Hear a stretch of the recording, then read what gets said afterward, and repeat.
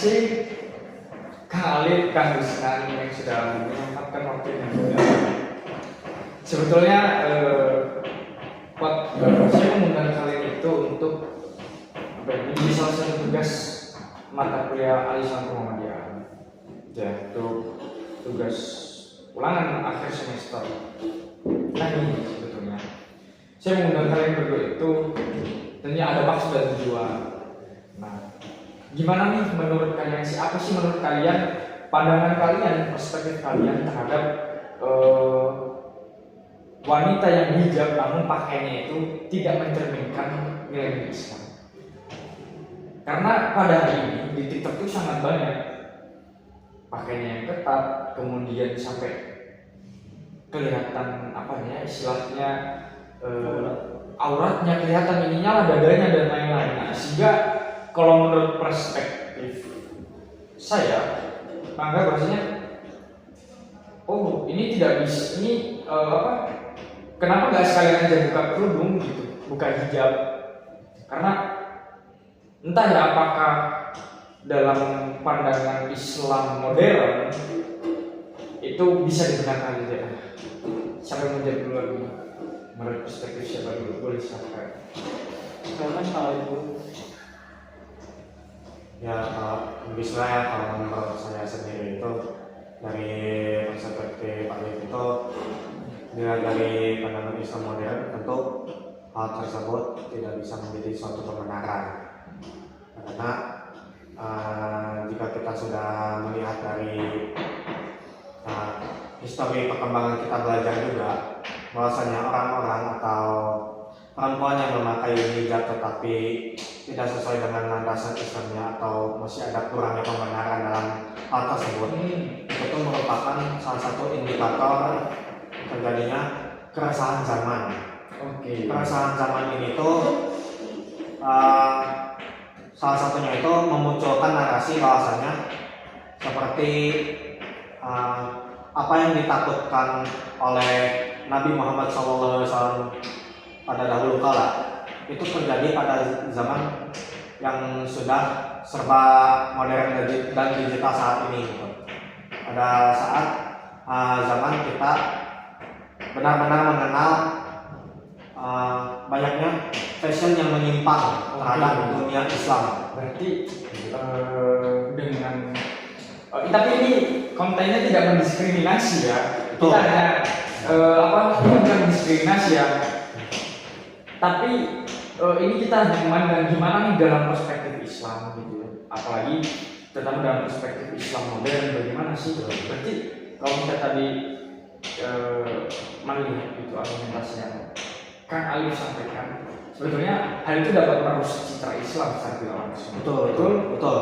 Nah, terus bagaimana gitu? Karena kan pakaian-pakaian zaman dahulu dengan sekarang itu berbeda. Misal dalam Al-Quran sering dikatakan berhijab menutup, tapi kan tidak disebutkan secara jelas berhijab menutup aurat itu seperti apa sih untuk perempuan? Hijab seperti apa sih? Bisa jadi kalau misalnya saya boleh mengartikan, berhijab itu bisa aja misalnya pakai almet kan, namanya ketutup aja aurat kita. Bisa jadi hanya pakai kardus, bisa jadi hanya pakai plastik yang mungkin ketutup auratnya. Jadi sebetulnya kalau menurut pandangan Kang Ali, sebetulnya Islam itu apakah memerintahkan kita untuk hanya menutup aurat saja, ataukah memang menjaga pakaian juga? Karena gini, kalau misalnya saya boleh mengasumsikan, mungkin perempuan-perempuan di sana itu ya yang penting auratku tertutup. Nah itu menurut pandangan Ali gimana? Apakah Islam itu hanya memerintahkan hanya menutup aurat saja, ataukah memang mengatur cara berpakaian? Baik, kalau dari kedua konotasi tersebut bisa dibilang benar ya, dan jadi dari kedua hal tersebut atau dari narasi itu terdapat koherensi yang benar-benar betul gitu, adanya relevansi juga gitu.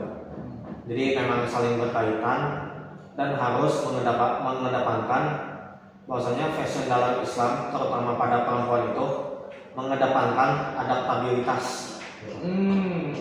Nah dari adaptabilitas ini juga lah yang harus bisa disesuaikan dengan perkembangan zaman gitu. Jadi menutup aurat juga iya, menutup hal-hal yang disadari oleh kaum pria juga bahwasanya itu tidak boleh yang ditanamkan oleh perempuan juga, itu juga harus begitu menurut pandangan kecil saya ya, karena kalau memang dijelaskan itu memang saya memang jujur ya masih adanya kurang bacaan atau referensi yang jelas mengenai kedua konotasi yang sudah disampaikan oleh Kang Romi itu tadi. Nah, sekarang nih menurut Kang Wisnu, saya dengar Kang Wisnu ini sekarang lagi menganalisis Ya, hal tersebut. betul. Betul. Banyak kan sekarang di berita-berita tuh sangat-sangat banyak gitu Ya. mengenai beliau ini gitu. Nah, kalau menurut pandangan Kang Wisnu sendiri seperti apa sih? Baik, bismillah. Izin yang mungkin kalau dari pandangan saya pribadi ya perihal perempuan yang mungkin agak apa ya sedikit jauh dari ajaran mungkin ya hal itu, dan ini sudah banyak yang membicarakan baik di media sosial atau di hal-hal diskusi mahasiswa gitu. Nah, menurut saya pribadi karena emang saya juga melihat dan suka banyak di media sosial baik TikTok atau IG, perempuan-perempuan sekarang itu belum menyadari apa yang telah diajarkan baik dari segi pengetahuan, jadi belum bisa mengimplementasikan apa yang telah diajarkan gitu. Jadi nggak ada rasa dari dalam jiwanya itu atau hatinya itu ketakutan gitu. Terus di sisi lain juga pakaian tadi betul, menurut saya pribadi memang bukan untuk menutup aurat saja, tetapi hal-hal kedisiplinan dalam segi pakaian itu sangat diperlukan untuk kaum perempuan. Itu dari sudut kecil saya. Oke. Tapi gini ya, mungkin ini ada kaitannya dengan pendidikan. Bukti nyata, saya punya teman di pesantren gitu, cewek. Ya tahu sendiri kan kalau di pesantren segala sesuatu kegiatan seluruhnya itu diatur.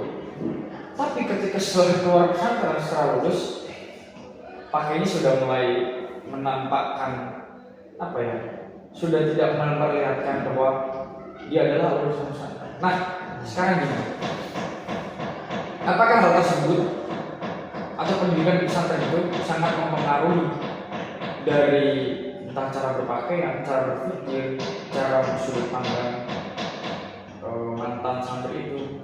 Gimana sih menurut kalian berdua itu? Gimana kalau menurut kalian?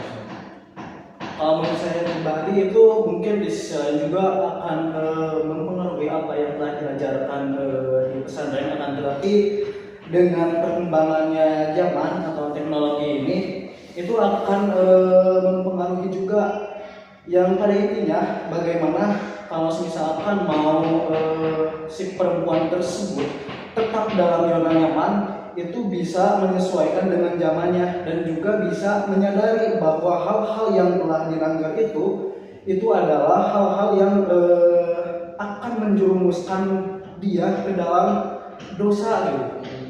Mungkin itu dari pandangan saya pribadi. Oke. Kalau menurut Kang Alif? Ya, bisa. Jika tadi kan sudah melihat ya dari pandangan Kang Ruslan itu sebagai salah satu indikator seorang perempuan itu masih merasa berada pada zona nyaman ketika memakai suatu fashion yang menurutnya dia memang nyaman gitu. Kalau menurut saya pribadi itu dari beberapa kasus atau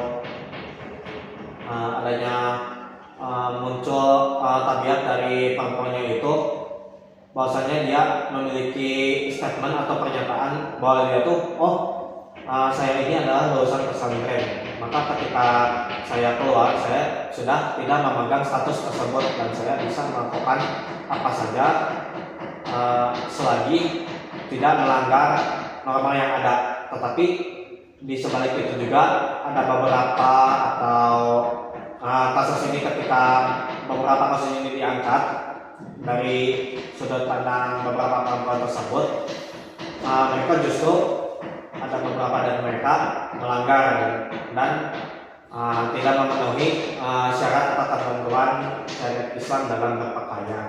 Maka yang jadi konklusi utama itu dari profil atau si perempuan itu memiliki status bahwasanya tadinya itu berpendidikan di sebuah pesantren. Ketika dia sudah keluar itu, ini menjadi adanya perbedaan yang gamblang. Nah, perbedaannya itu seperti apa sih?